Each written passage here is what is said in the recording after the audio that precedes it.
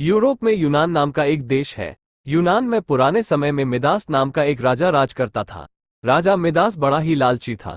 उसकी पुत्री को छोड़कर उसे दूसरी कोई वस्तु संसार में प्यारी थी तो बस सोना ही प्यारा था। वह रात में सोते सोते भी सोना इकट्ठा करने का स्वप्न देखा करता था। एक दिन राजा मिदास अपने खजाने में बैठा सोने की ईंटें और अशर्फियां गिन रहा था। अचानक वहां एक देवदूत आया। उसने राजा से कहा, मिदास, तुम बहुत धनी हो। मिदास ने मुंह लटकाकर उत्तर दिया, मैं धनी कहाँ हूं, मेरे पास तो ये बहुत थोड़ा सोना है। देवदूत बोला, तुम्हें इतने सोने से भी संतोष नहीं है, कितना सोना चाहिए तुम्हें? राजा ने कहा, मैं तो चाहता हूं कि मैं जिस वस्तु को हाथ से स्पर्श करूं वही सोने की हो जाए। देवदूत हंसा और बोला, अच्छी बात है, कल सवेरे से तुम जिस वस्तु को छुओगे वो सोने की हो जाएगी। उस दिन और रात में राजा मिदास को नींद नहीं आई। वो सुबह उठा, उसने एक कुर्सी पर हाथ रखा, वो सोने की हो गई। एक मेज को छुआ, वो सोने की बन गई।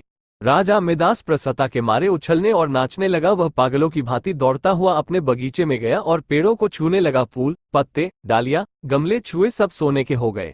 सब चमाचम चमकने लगा। मिदास के पास सोने का पार नहीं रहा। दौड़ते उछलते में मिदास थक गया। उसे अभी तक ये पता ही नहीं लगा था कि उसके कपड़े भी सोने के होकर बहुत भारी हो गए हैं। वह प्यासा था और भूख भी उसे लगी थी।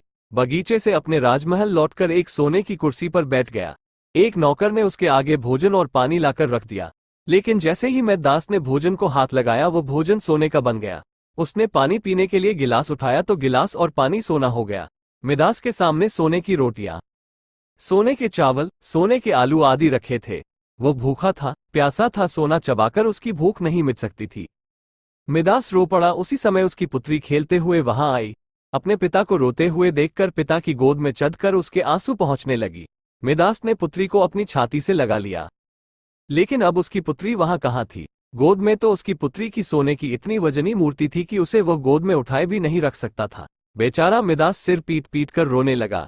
देवता को दया आ गई, वो फिर प्रकट हुआ। उसे देखते ही मिदास उसके पैरों पर गिर पड़ा और गिड़गिड़ाकर प्रार्थना करने लगा, अपना वरदान वापस लौटा लीजिए।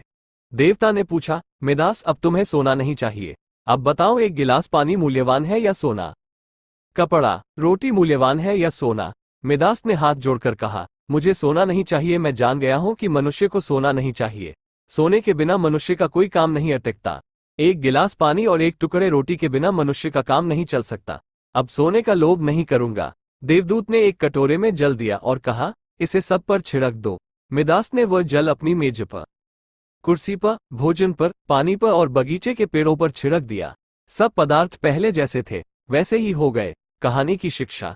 दोस्तों, इस कहानी से हमें ये शिक्षा मिलती है कि मनुष्य चाहे कितना भी अमीर और कितना भी गरीब हो, उसे कभी भी लालच नहीं करना चाहिए। अत्यधिक लालच करने से